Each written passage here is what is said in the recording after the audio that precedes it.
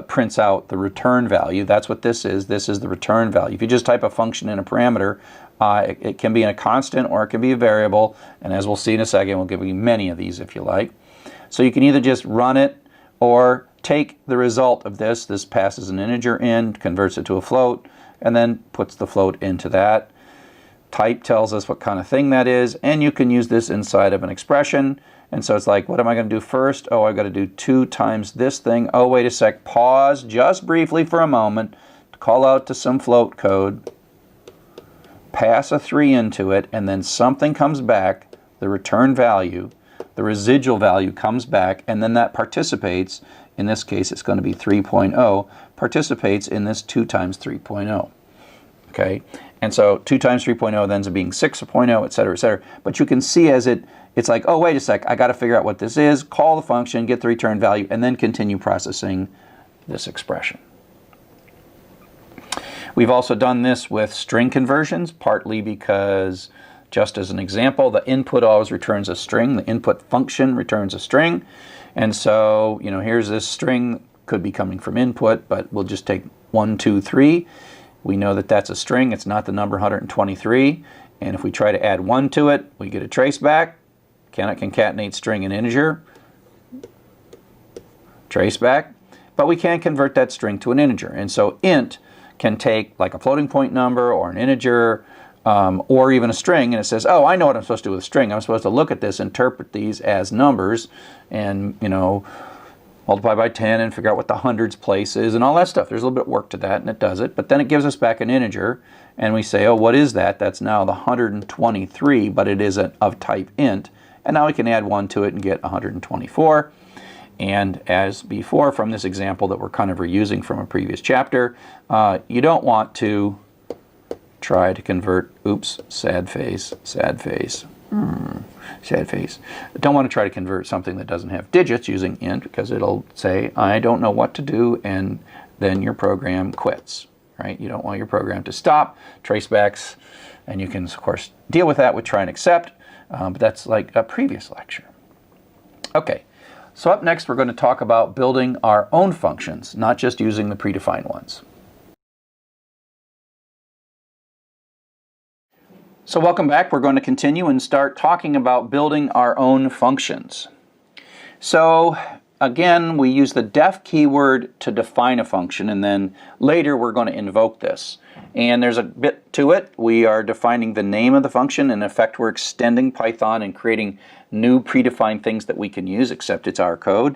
It starts with a def keyword, has some optional arguments, which we'll see in a bit. That's what the parenthesis is. And then the name, and the function names follow the same rules as variable names.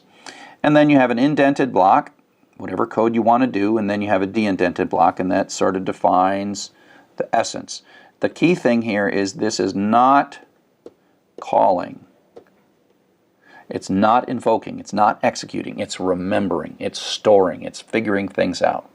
So here is the output of a program that defines a function but then doesn't use it. So this is a sort of broken function.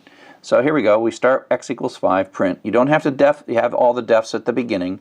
The def runs whenever. So, you know, out comes hello. And then we define a function, and this says, oh, you want to make a new thing here. So I'll make a new thing. It's kind of like a variable in a sense.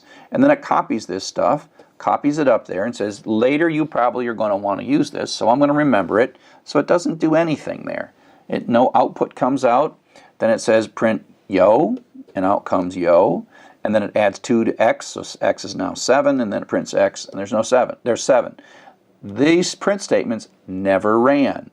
They never ran. Why? Because we did not invoke them down here. We defined them, but didn't invoke them. So let's take a look at how you invoke a function, right? You define it, and then you use it. Sometimes you define it once and use it once, but more commonly you define it once and use more than one time. Again, the store and reuse pattern. The def is the store, and the invoking is the reuse.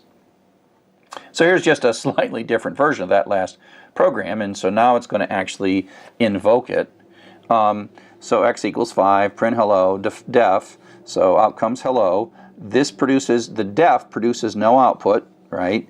But because there's a de-indent here, that is the entire blob of the code that is part of print lyrics. So it prints out yo, And now we're going to invoke. This is the call. We're going to call the function. Now the function goes up. Let's clear this. So we're down to here. Now this like suspends at this place. It's like remember to come back to here when we're done. Go up, run this code, and then come back, and then continue on. So it like leaves like a breadcrumb of where it's supposed to come back to. And then it runs, and then the print lyrics, of course, produces the 2 lines of output. And yeah, that should probably not have, that day should be up there. And then x equals x plus 2, which makes it 7, and then prints out 7. Okay, so this is the invoke or call the function. Okay, you defined it, and then later you called it. Now, in addition to just call and return and invoking, we can pass parameters in. And the example of the parameter is in the max function, we have to say, this is the thing I want you to find the maximum of, the largest thing. And part of it is in the whole store and reuse pattern, we have a few lines of code, but sometimes we want to do ever so slightly different things in the different invocations. And so we use the arguments to subtly adjust, like finding the maximum is a general thing, but what thing to find the maximum of, that makes a function that's much more useful and reusable in a lot more situations. So arguments are the thing we passed in, and we define for our functions that we're going to build, we, on the def statement, so we say def, greet, name a function, and then this is the arguments, the things that are coming in. Now this lang variable, in a sense, only exists during the life of the function, and it represents sort of a placeholder. It's not a real variable in the same sense. It's a placeholder that refers to how you touch that first parameter that's sitting in there. Okay, and so lang, lang is our first parameter, whatever it is.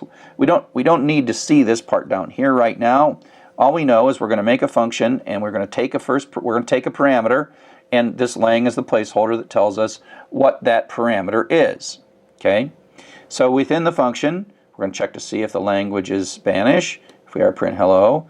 Else, if the language is French, print bonjour. Otherwise, print hello. We have a very highly simplified language translation system here. So the def, of course, does nothing except remembers that and defines the concept greet. So that comes down, and now we're going to call it. And that says, go look up the thing that I defined called greet. If you don't put this in, greet is going to give you a traceback. But because you extended and named it greet, so it runs in, it starts, suspends the code here, starts up here, but then lang is now an alias to en. So now we can run if that is es, else if, I'm getting it all wrong now. All right, so en comes in as lang, we're coming in the code. If it's not es, it's not fr, else it prints hello, and then it comes back to the next line. And then we call it again, and this time es is lang, and so it runs this code and prints hola, and then next time it calls with this, and then it prints bonjour. You get the idea. So this is a placeholder so that on the successive calls or invocation of the function, we can get at whatever the programmer put in as that first parameter. And so we are saying in this definition, we are ready to receive a first parameter. Please call us with a parameter, and then we will be able to do something slightly different for the different values. So this is a reusable bit of function that prints hello in 3 different languages, and then we tell it what language at the moment that we're actually invoking it. So that's putting stuff into the function. Now getting stuff back out is the concept of returning. In the return statement is an executable statement that does 2 basic things. The first thing that it does is it finishes. Now this is a one-line function, so that's kind of redundant, but when Python goes into the return statement, it doesn't continue on to the next line. It just returns. That is the end of the invocation of that particular function. But even more importantly, it takes as its parameter. You can say return without a parameter, and it will stop the execution of the function, kind of like a break